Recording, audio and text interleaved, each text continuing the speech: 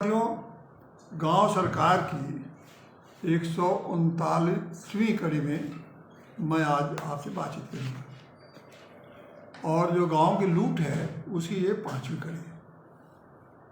और इसके पहले जैसा कि आपको हम चर्चा जिसकी कर चुके हैं गांव के लूट में और गांव के लूट में 4 कड़ियों में हम लोगों ने बात किया था कि किस तरह से युवकों के नाम पर, दलितों के नाम पर, महिला वृद्धाओं के नाम पर किस तरह से तमाम सरकारी योजनाएं लागू की गई हैं, लेकिन इन योजनाओं का लाभ लोगों को नहीं मिल रहा है। अब जब योजनाओं का लाभ नहीं मिल रहा है गांव में, तो इसका मतलब क्या है? इसका एक ही मतलब है कि इन योजनाओं का जो भी पैसा जा रहा है, अगर उसका लाभ गांव में लोगों को नहीं मिल रहा है तो इसका मतलब वो लूटा जा रहा है। इसीलिए मैंने कहा कि गांव को लूटा जा रहा है, और वो भी योजनाओं के माध्यम से। और किन योजनाओं के माध्यम से? अलग अलग वर्ग की योजनाओं के माध्यम से, युवकों के लिए, महिलाओं के लिए, वृद्धाओं के लिए, विधवाओं के लिए, और विकलांगों के लिए, और अनुसूचित जातियों और जनजातियों के नाम पर योजनाएं बनती हैं और उनका पैसा लूटा जा रहा है। तो उसी श्रृंखला में आज जो विषय है वो है कि जो पिछड़ों के लिए, पिछड़े और जिसमें और भी शामिल है, पिछड़े, अति पिछड़े, विमुक्त और समुदाय और अल्पसंख्यक, अब इनका एक ही साथ मैं चर्चा करूँगा, क्योंकि ये चारों के लिए जो योजनाएं बनती हैं वो सामाजिक और न्याय अधिकारिता मंत्रालय है, वही इनके लिए योजनाएं चलाता है। जैसे जैसे करीब करीब हर विभाग, जैसे महिलाओं के लिए मंत्रालय है, युवाओं के लिए मंत्रालय है, अनुसूचित जातियों के लिए मंत्रालय है, उसी तरह से ये जो पिछड़े वर्ग का समाज, पिछड़ा, अति पिछड़ा और विमुक्त समाज मतलब जिनको जो एक तो घुमक्कड़ समाज समझ लीजिए, जिनका कहीं एक परमानेंट अस्थायी ठिकाना नहीं है उनका, और उसके बाद ये एक है जो अल्पसंख्यक वर्ग। जब हम अल्पसंख्यक वर्ग में की बात करते हैं तो ये मत समझिए कि केवल मुस्लिम समाज।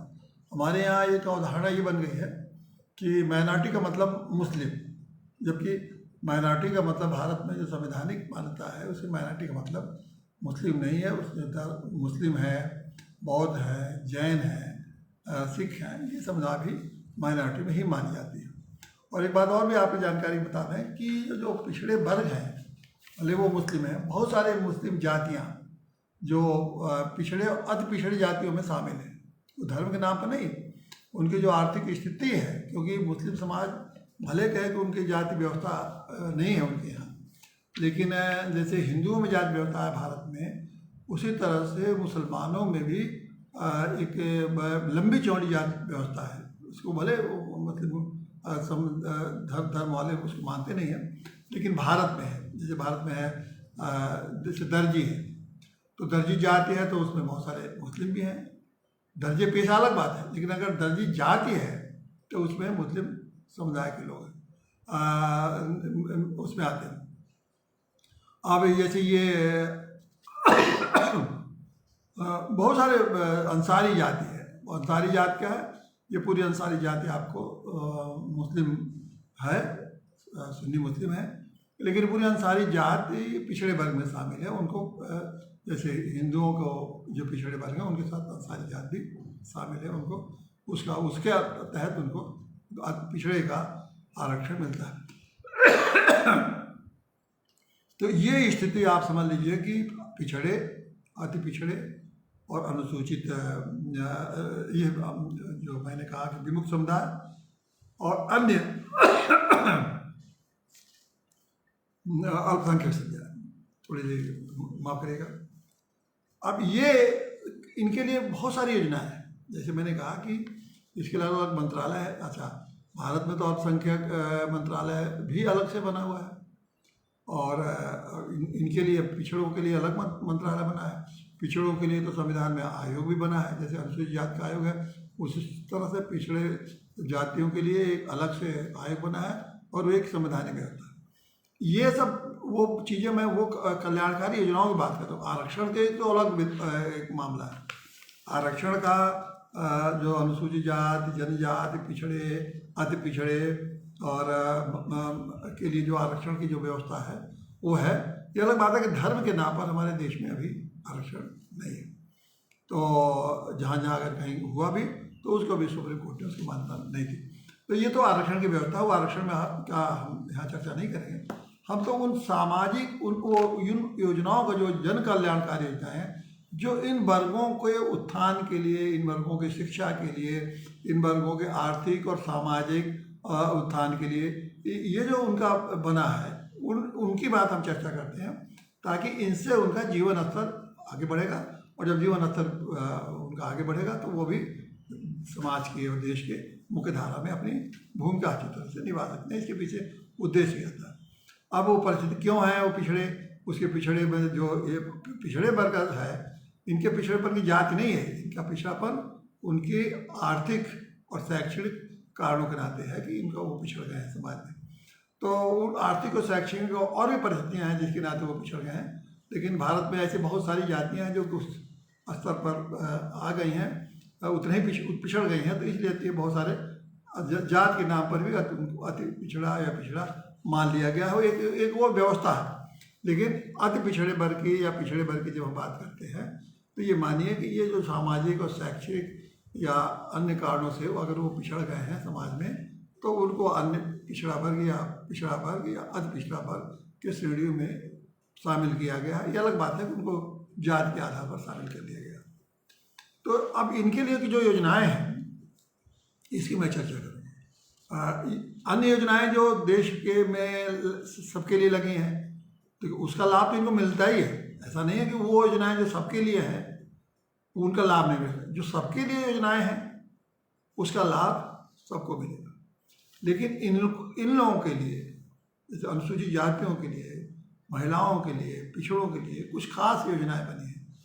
तो इसका एक समझिए उस योजनाओं के अतिरिक्त, और ये इनको किसको मिलता है, कहीं बहुत सारे शर्तें लगाई गई हैं, कहीं उनके गरीबी के आधार पर, कहीं उनके दूर दराज के क्षेत्र में रहने के नाते, कहीं अन्य कारणों से इनको मिलती हैं। ये इनके लिए समझिए, इनके लिए विशेष कल्याणकारी योजना आप समझ सकते हैं इनके लिए बनी है। अब मैं कुछ योजनाएं हैं जिनकी मैं आपके साथ चर्चा करूँगा। चूँकि और योजनाओं का लाभ इनको मिलता ही है तो इसलिए ज़्यादा इनको इन योजनाओं का जरूरत, इनको बहुत लाभ की और जरूरत नहीं है। और इसमें बहुत सारे लोग उतने, उनकी वो स्थिति नहीं है जैसे कि अनुसूचित जाति जनजातियों की है। लेकिन फिर भी कुछ योजनाओं के बारे में जो इनको जिनका लाभ इनको मिलता है वो हमें बताऊँगा। कुछ तो केंद्र सरकार की योजनाएँ हैं और कभी कभी सभी राज्यों ने इनके लिए अपने अलग अलग से योजना बना दी। देखिए, मैंने ये बात पिछले भी कहा था कि जो योजनाएं हैं ना, ये सरकार इन योजनाओं को बनाती क्यों है, लाती क्यों है, उसके पीछे कोई बहुत बड़ा कल्याणकारी दृष्टि नहीं रहता है। अगर कल्याणकारी दृष्टिकोण रहेगा तब तो सबके लिए योजना बनेगी और सब उसी योजना में सबके लिए लाभ के लिए व्यवस्था बना दी जाएगी, कोई दिक्कत नहीं है। एक ही योजना को किस तरह से सब वर्गों का लाभ मिल जाए, उस योजना को बनाने में कोई दिक्कत होती नहीं है। लेकिन राजनीतिक लोग इसको, उस फार्मूले को नहीं मानते। हालांकि तो सबके लिए जो बनेंगे तो उसमें हमारा वो जो वोट का फायदा है वो तो मिलना नहीं। तो ये लोग वोट की दृष्टि से हर वर्ग के लोगों का वोट मिल जाए, उस दृष्टि से उनके लिए योजना लाते हैं। और सारी योजनाएं कब आती हैं, जब चुनाव के पहले, चुनाव जैसे आएगा उसके साल भर से योजनाओं की बाढ़ आ जाती है। और जैसे ही चुनाव खत्म होता है धीरे धीरे योजनाएं लूट का साधन बन जाती है। वही नेता जिन योजनाओं को लाते हैं, कहते हैं हम इनको लाभ देंगे, वही योजना जब सत्ता में आ जाते हैं वही नेता, तो उस योजना का जनता को जो पहुंचना चाहिए न पहुंचा के अपने लूट का साधन बना लेते हैं। ये बिल्कुल सत्य है। इसको आप, ये नेता तो कभी स्वीकार नहीं करेंगे, अफसर भी कभी करेंगे, लेकिन ये जाल ऐसा है। पहले इनके नाम पर चुनाव के पहले योजना लाओ ताकि उनका वोट लो, जब वोट मिल के सत्ता मिल जाती है तो फिर इन्हीं योजनाओं को लूटो, खुद लूटो, खुद लूटने में भागीदार बनो। और उस तरह उन सारी योजनाओं का ऐसी की तैसी करके वो खुद ही उसको लूटने लगते हैं, अफसरों के साथ मिलकर नेता लूटने लगते हैं। ये हमारे देश के लोकतंत्र का इतना बड़ा दुर्भाग्य है कि अब, लेकिन यहाँ की जनता बहुत खुश रहती है कि अनुसूचित जातियों के लिए योजना आया, पिछड़ों के लिए योजना आया, अभिमुख समाज के लिए आ गया, पिछड़ों के लिए योजना आ गई, ये सरकार देगी, बस उसी की मोह माया में, मोह जाल में फंसे रहते हैं और उसका लाभ नहीं मिलता। तो इसलिए मैं योजनाओं का फिर आपसे आप कहूँगा कि मैं इन योजनाओं के आपके बारे में चर्चा करूँगा और फिर आपसे यही पूछूंगा कि अगर इन योजनाओं का लाभ मिल रहा है आप, तो निश्चित रूप से योजना का लाभ मिल रहा है तो योजना आपको क्रियान्वित हो रही है। अगर योजना का लाभ आपको नहीं मिल रहा है तो फिर इन योजनाओं का पैसा जा कर रहा है। साफ उत्तर यही होगा ना कि अगर योजनाओं का आपके लिए योजना बनी है, अगर उसका लाभ नहीं मिल रहा है तो ये इसका मतलब इन योजनाओं का पैसा लूटा जा रहा है। और कौन लूट रहा है? ये देश के नेता और अफसर दोनों मिलकर इसको लूट रहे हैं। तो अब मैं इन योजनाओं के बारे में आपको बताऊंगा और फिर पता लगाइए कि आपके गांव में इन योजनाओं को किसको किसको लाभ मिल रहा है और कितना लाभ मिल रहा है और उससे उनकी ज़िंदगी में क्या तरक्की आई। अब देखिए, पहली योजना है कि छात्रवृत्ति योजना। तो ये जब मैं कह रहा हूँ सबको मिले, पिछड़ा, अति पिछड़ा, विमुक्त समुदाय, ये तीनों के लिए है। तो ये छात्रवृत्ति योजना है। अभी इनको post matric, high school, matric के बाद हाई स्कूल के बाद तमाम योजनाएं हैं। इनको छात्रवृत्ति दी जाती है, चाहे स्नातक की पढ़ाई के लिए, स्नातकोत्तर की पढ़ाई के लिए, डिप्लोमा के लिए और व्यावसायिक पाठ्यक्रम के लिए, अनुसंधान के लिए और भी स्पेसिफिक कर रहे हैं आप तो समझिए इंजीनियरिंग में, चिकित्सा के लिए, कृषि की पढ़ाई आगे करने के लिए, पशु चिकित्सा के डॉक्टरी मतलब करने के लिए, शिक्षा के BEd, BEd, MA जो करते हैं उन लोगों के लिए, फिर इनको लिए IIT में, फिर NIT में, फिर यूनिवर्सिटियों में, तमाम जहाँ ये लोग पढ़ते हैं वहाँ एक अच्छी खासी सबको छात्रवृत्ति दी जाती है ताकि इनको उच्च व्यावसायिक शिक्षा, उच्च शिक्षा और टेक्निकल शिक्षा, किसी भी प्रकार की शिक्षा में ये केवल पैसे के अभाव के नाते इनकी पढ़ाई में कोई सी बाधा ना हो। तो इसलिए तमाम छात्रवृत्तियाँ इनके लिए, इन तीनों वर्गों के लिए बनाई गई है। अब इसी के साथ साथ देखिए, इनके लिए जो अल्पसंख्यकों के लिए भी है, उनके लिए ईसाई हैं, मुस्लिम हैं, सिख हैं, बौद्ध हैं, पारसी हैं, जैन हैं, इन लोगों के लिए भी, छात्रों के लिए भी बहुत सारी छात्रवृत्ति की योजनाएं दी जाती हैं। ये अलग बात है कि इनमें जो लोग गरीब लोग हैं तो शर्तें हैं कि इन शर्तों में कि आपको दी जाएगी अल्पसंख्यकों में जो गरीब हैं या अपना संसाधन उनके पास नहीं है उन लोगों के लिए, लेकिन मतलब इन अल्पसंख्यकों के लिए भी इस तरह की योजनाएं बनाई गई। अब ये ग्रामीण महिलाओं बालिकाओं को प्रोत्साहन के लिए बहुत से जो इन जातियों के जो पिछड़े, अति पिछड़े और ये विमुक्त समुदाय की जो लड़कियां हैं उनके लिए शिक्षा के लिए, उनके लिए बनाया गया कि ये तीसरी कक्षा के बाद अगर प्रोत्साहित करने के लिए पढ़ाई ना छोड़े, उनके लिए साल भर में कुछ अनुदान दिया जाता है। ये अनुदान मतलब चलता रहता है कि उनकी पढ़ाई में किसी तरह की बाधा न हो। इन बच्चों के लिए जो ये पिछड़े, अति पिछड़े, ये या विमुक्त समुदाय के जो बच्चे हैं, पढ़ाई जो विद्यार्थी हैं, इनको रहने में, शहर में जब पढ़ने जाते हैं तो उनको रहने में कोई दिक्कतें ना हो। हॉस्टल में माने नहीं मिला जगह, अब हॉस्टल में बहुत कम जगह रह गई है, कॉलेजों में अब लोग हॉस्टल बनाते हैं, तो इनके लिए सरकार ने जगह जगह छात्रावास की भी व्यवस्था की है, जहाँ वो रह के बहुत सस्ते में, अब एक तरह से कहिए कि फ्री, निःशुल्क भी छात्रावास में रह के अपनी पढ़ाई कर सकते हैं। उसके बाद ये कुछ ऐसी योजनाएं हैं कि मुझे खुद भी ये समझ में नहीं आता। कुछ राज्य सरकार ने, तमिलनाडु सरकार ने ऐसी योजना लागू की है कि आपको लगेगा कि उन्होंने मुफ्त में लोहे के बक्से, तमिलनाडु ने मुफ्त में लोहे के बक्सों को लिए पिछड़े वर्गों के लिए दिया। अच्छा, बहुत से पिछड़ों के लिए सिलाई की मशीनों की आपूर्ति के लिए, लड़कियों के लिए मुफ्त में सिलाई की मशीनें दी जाएंगी। और उसके अलावा ये फिर इनके लिए कहीं व्यवस्था ये है कि हाउस साइट, हर मकान बनने के लिए ज़मीन पट्टे पे दी जाती है। फिर ये नारी पुरावर कल्याण बोर्ड बनाया गया है। कुछ बोर्ड ऐसे बनाए गए हैं जो कि खास जातियों के लिए मदद करते हैं, उनको अनुदान देते हैं, उनकी सहायता करते हैं, उनके लिए बनाई गई। एक और योजना है, ये देखिए, एक जिला, ये महिला सोसाइटी, जिला मुस्लिम महिला सोसाइटी। अब तमिलनाडु सरकार ने एक मुस्लिम महिला सोसाइटी, मुस्लिम महिला सोसाइटी बनाए तो सब गरीब महिलाओं के लिए वो अनुदान करते हैं। हालांकि अब ये मुस्लिम महिलाओं के लिए धर्म के नाम पर कहाँ तक उचित है ये अलग बात है, लेकिन उनको मुस्लिम वोट लेने के लिए मैं समझता हूँ कि मुस्लिम वोट के लेने के लिए उन्होंने ये योजना सरकार ने घोषित कर दी। अब कितने महिलाओं को मिल रहा है नहीं मिल रहा है मैं तो नहीं समझता कि मिल रहा होगा, मतलब वो योजना चुनाव के लिए ये उसी तरह का योजना है। बहुत सारी योजनाएं आपको समझने के चुनावी दृष्टिकोण से घोषित होती हैं, उनको लाभ देने का उद्देश्य नहीं रहता है नेताओं का। फिर महिला सहायता सोसाइटी है, जगह जगह बनाई गई है। एक है केंद्र सरकार की ओबीसी विश्वकर्मा योजना। अब देखिए ओबीसी विश्वकर्मा योजना, इसके तहत 140 जातियां हैं जो शिल्पकार हैं, हस्तकला में हैं, सोनार हैं, इनको ट्रेनिंग और फंडिंग और मार्केटिंग के लिए जो इनको व्यवसाय करना चाहें उसके लिए इनको विश्वकर्मा योजना 140 जातियाँ सभी पिछड़े हैं, अति पिछड़े हैं, तो इनके लिए उन्होंने आइडेंटिफाई किया कि इतनी जातियों को ये लाभ मिले। एक है राष्ट्रीय पिछड़ा वर्ग वित्त विकास निगम, ये करीब करीब हर जगह ही योजना है। राष्ट्रीय पिछड़ा वर्ग वित्त हर राज्यों में भी है और इसके माध्यम से भी इनको अच्छा खासा अनुदान उद्योग चलाने के लिए दिया जाता है। फिर निःशुल्क कोचिंग की भी व्यवस्था है इसके लिए कि इन जो गरीब लोग हैं, पिछड़े अति पिछड़े लोगों को दिया जाता है। और उसी तरह से ये मुस्लिम जो अल्पसंख्यक वर्ग के लोग हैं उनके लिए भी कोचिंग की व्यवस्था की गई। तो देखिए उद्देश्य ये है कि ये जो पिछड़े अति पिछड़े या अन्य समुदाय के जो लोग हैं, जो वास्तव में जो जरूरतमंद, जिन्हें शिक्षा दे के, ट्रेनिंग दे के, टेक्निकल रूप से पढ़ाई करा के उनको स्वावलंबी बनाया जाता है, उनके जीवन में आर्थिक और सामाजिक रूप से उनका बेहतर किया जाता है।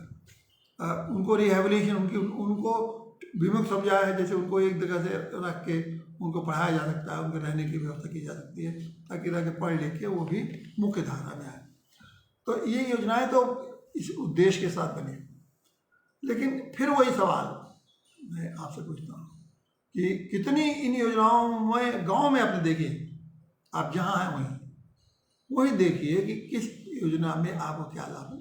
पहले तो ये जानिए कि आप क्या जानते हैं कि इन लोगों के लिए योजनाएं कौन कौन सी हैं, मान लीजिए जान भी गए। फिर ये योजनाओं का लाभ लेने के लिए कैसे आप ले पाएंगे। अब सारी योजनाओं का लाभ कोई गांव में तो योजनाएं आ नहीं रही, गांव स्तर पर इन योजनाओं का कोई अधिकारी तो बैठा नहीं है कि आपको इन योजनाओं के बारे में आपको बताए, वहाँ आकर फार्म भरे और योजना का लाभ आपको दिलवाने की वहीं कोशिश करें। ऐसा कोई गांव स्तर पर तो व्यवस्था है नहीं। ये जो सारी की सारी व्यवस्थाएं हैं ये तो कहीं जिले स्तर पर है, कहीं प्रदेश स्तर पर है, कहीं कमिश्नरी स्तर पर है।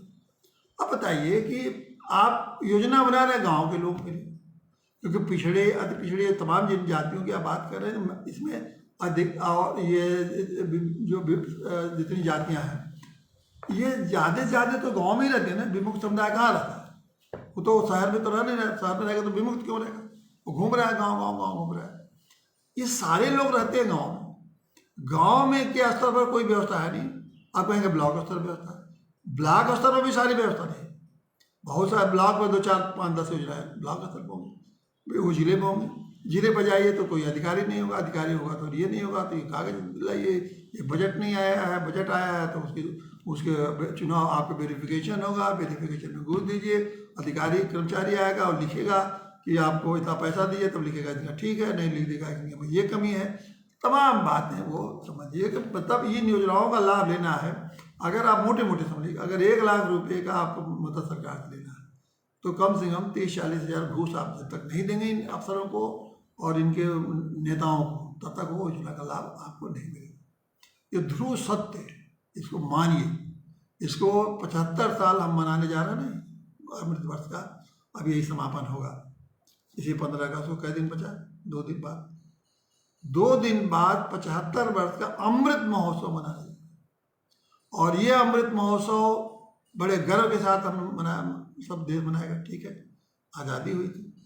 लेकिन इसी अमृत महोत्सव का ये भी तो एक उद्देश्य था कि 75 वर्ष में हम ऐसे मुकाम पर हमें पहुंचना चाहिए था जहां की इस आधार पर कि अगड़े हैं, पिछड़े हैं, अति पिछड़े हैं, गरीब हैं, विधवा हैं, विकलांग हैं, इन लोगों को हम पूरी तरह से इनके लिए योजनाएं जो हमने बनाई उसका अगर हम लाभ नहीं दे पाए तो ये 75 वर्ष का जो अमृत महोत्सव पर हमें कितना गर्व करना चाहिए। आपका सवाल मैं नहीं बताऊंगा कि मैं उसका मूल्यांकन करूँ, आप मूल्यांकन करिए कि हमें कितना गर्व करना है। जिन लोगों को हमें उठाना था, जिन लोगों को तरक्की कराना था, जिन लोगों को हमको देश के आज 3 पीढ़ी हो गई 75 में, ये समझ लीजिए तीसरी या चौथी पीढ़ी चल रही है। देश की आज़ादी के बाद ये चौथी पीढ़ी चल रही है। कुछ लोगों की तीसरी चल रही होगी तो कुछ लोगों की चौथी भी आ गई। चौथी भी 4 पीढ़ियों तक हमारे देश के में अति पिछड़े, पिछड़े, विकलांग और ये लोग या विमुक्त समुदाय या अल्पसंख्यक या जो या सवर्णों में जो गरीब हैं, ये सब लोग इंतजार करते रहने कि हमें 4 पीढ़ियों में हमारे हालत हम कम से कम गरीबी से तो हम मुक्त हो जाएंगे। ना हम गरीबी से मुक्त हो पाए, ना हमको इन लोगों को देश में जो तो हमको सम्मान मिलना चाहिए वो सम्मान समाज में मिल पाया, और न ही हमें एक सुरक्षा की भावना होनी चाहिए कि हमें अपने जीवन में अगर हम पैदा हुए हैं तो माँ के गर्भ से लेकर शमशान तक हम एक सम्मानपूर्ण जीवन बीतेंगे, ऐसी एक सुरक्षा की भावना होनी चाहिए। ये भी नहीं मिल पाए। तो मिला क्या? मिला हमें क्या कि बड़े बड़े शान शौकत तो मिली, बड़े बड़े शान शौकत जो शहरों में जाके आप शहर में देखिए तो बड़े बड़े कोठियाँ, बड़े बड़े महल, बड़ी बड़ी गाड़ियाँ, बड़े बड़े होटल, बड़े बड़े मनोरंजन के साधन, ये सब हो गए। बड़ी बड़ी सड़कें, चौड़ी चौड़ी सड़कें, फर्राटे लेते हुए टीवी, पहले सड़कें, टीवी और का मनोरंजन, नए नए इंटरनेट की सुविधा, ये सब हुआ। ये सब हुआ, लेकिन इसके पीछे जो एक छाया है वो छाया आज भी बरकरार है। आज भी जिन उद्देश्यों के लिए आज़ादी हासिल की गई थी, उन उद्देश्यों की कहाँ तक पूर्ति हुई, ये भी मूल्यांकन करनी होती। मैं नहीं जानता कि इस बार जो प्रधानमंत्री जी 15 तारीख को जो संबोधन करेंगे राष्ट्र को, और वो कहाँ तक बताएंगे कि मैंने 75 साल में हमारे जो संवैधानिक आदर्श है, संवैधानिक आदर्श यही था ना, समानता का आदर्श था, संपन्नता का आदर्श था, खुशहाली का आदर्श था। मैंने उन शब्दों में नहीं जाए, उद्देश्य ही था कि खुशहाली हो, संपन्नता हो, एक दूसरे के प्रति आदर हो, एक दूसरे के जीवन की सुरक्षा हो, ये सारी बातें यही उद्देश्य थे। कोई आदमी खास अपने विशेष परिस्थितियों के नाते गरीब न हो, अगर गरीब है तो हमें आगे बढ़ाना है, कम से कम 2 पीढ़ी 3 पीढ़ी आते आते वो एक मुख्य धारा में आ जाए। हमारा देखिए, मेरा अपना खुद का पैमाना कि अगर हम जो आदमी पहली आज़ादी के टाइम में जो पीढ़ी आई, उसको इस चौथी पीढ़ी आते आते उसको इस तरह से विकसित हो जाना चाहिए था कि वो मुख्य धारा में आ जाए। मुख्य धारा में आने का मतलब ये नहीं है कि वो अरबपति खरबपति लखपति बन जाए। बहुत मुख्य धारा का मतलब है कि इस देश में एक नागरिक के रूप में उसे जो कुछ भी प्राप्त होना चाहिए, जो भी उसकी जरूरतें, अच्छी शिक्षा, अच्छा स्वास्थ्य और समाज में सम्मान, अच्छे रहने की व्यवस्था, घर व्यवस्था, और उसके साथ रोजगार और एक सम्मानित जीवन और जीवन में सुरक्षा, ये सारी मीठी चीज़ों, यही तो बेसिक नीड है, मूलभूत सब चीज़ तो ये मिल जाना चाहिए कम से कम चौथी पीढ़ी पर, जो ये पीढ़ी उसकी ये अमृत महोत्सव मनाने के समय हुई। लेकिन फिर मैं अपना आकलन नहीं करूँगा, आप ही बिछोड़ूंगा। और मेरा ये है कि आप मुझसे आकलन आप पूछते थे तो 1 अरब लोग गाँव में रहते हैं। गांव में 1 अरब लोगों में कम से कम स्थिति ये है कि आज भी कम से कम आप जाकर देखिए, हर गांव में मुश्किल से 5 से 10% लोग मुख्य धारा के रूप में हर सुख सुविधा से संपन्न है। बाकी 85% लोग, मतलब ये हम 90 नहीं कर रहे, 85% लोग आज भी उसी स्थिति में, जहाँ जिस स्थिति में पहले थे उसी स्थिति में आज है। ये बात अलग है कि कपड़े हो गए, जूते हो गए, चप्पल हो गए, थोड़ी बहुत सुविधा हो गई, स्वास्थ्य दवाइयों की थोड़ी बहुत सुविधा हो गई, अस्पतालों की थोड़ी बहुत सुविधा हो गई, स्कूलों की, लेकिन ये इतने ही सुविधा का अपेक्षा नहीं है। जब हम कहते हैं कि हमें उन्हें मुख्य धारा के रूप में लाना चाहिए, तो मुख्य धारा का मतलब ये है कि 75 सालों में, और ये कहे नहीं अभी तो 75 साल और लग जाएंगे, ये है उद्देश्य नहीं था। हमें चौथी पीढ़ी को एक बराबर के समानता के हर तरह से सामाजिक, आर्थिक, हम राजनीतिक रूप से, राजनीति छोड़िए, राजनीति तो भागीदारी और राजनीति वो तो एक अलग विषय है। और न मेरा मानना है कि राजनीतिक भागीदारी से न देश में संपन्नता आ सकती है और न राजनीतिक भागीदारी से, लोग कहते हैं कि राजनीति में हमारी भागीदारी होगी तो हम बहुत तरक्की करें, लेकिन अनुभव ये बताते हैं कि राजनीतिक भागीदारी से सिर्फ कुछ परिवारों का और उनके चंगू मंगू और उससे जुड़े हुए लोगों का ही विकास हुआ है। राजनीतिक भागीदारी ने एक रास्ता दिखाया, लेकिन वो रास्ता में भी लोगों ने भटक गए। उस राजनीतिक भागीदारी का जो उद्देश्य था वो भी कुछ लोगों ने उसको हड़प लिया, उसका जो लाभ आम लोगों तक पहुंचना था उस राजनीतिक भागीदारी का मिले। राजनीतिक भागीदारी करके कुछ लोगों ने अपने को मालामाल कर लिया, खूब मालामाल कर लिया, और वो उनके परिवार, उनकी पीढ़ियाँ, उनके दोस्त, उनके मित्र खूब मालामाल हो रहे। लेकिन राजनीतिक भागीदारी से देश के 1 अरब जो गांव में लोग रहते हैं उनके में 85% लोग के जीवन स्तर में वो चीज़ नहीं आ पाई जो कि एक शहर में एक पान वाला जो जीवन निर्वाह करता, उतना भी 85% लोग गांव में वो स्तर भी नहीं प्राप्त कर सके।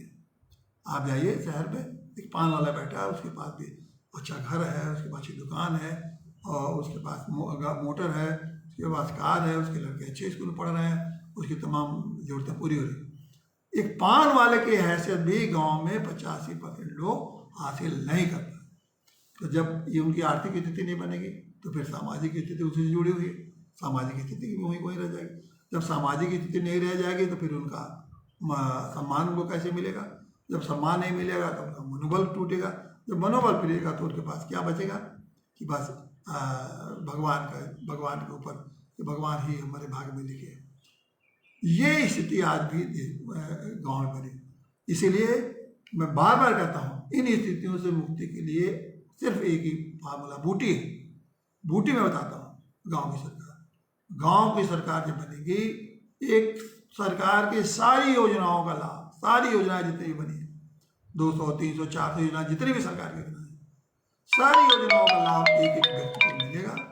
और आप देखिएगा इन योजनाओं का जब एक एक व्यक्ति को मिलेगा तो मैं निश्चित रूप से कह रहा हूँ कि आप गाँव भारत जो है गाँव संपन्न होगा। गाँव जब संपन्न होगा तो आप समझ लीजिए तभी देश संपन्न होगा। और देश बार बार बिना गांव सरकार चाहिए, गांव सरकार से गांव संपन्न होंगे, गांव हर तरह से मजबूत होंगे, सुदृढ़ होंगे, और फिर देश को भी हम दुनिया के जो हम कहते हैं दुनिया को लक्ष्य प्राप्त करने के लिए दुनिया में शीर्ष पर पहुंचा देंगे, देश को भारत शीर्ष पर पहुंचा देंगे। धन्यवाद साथियों।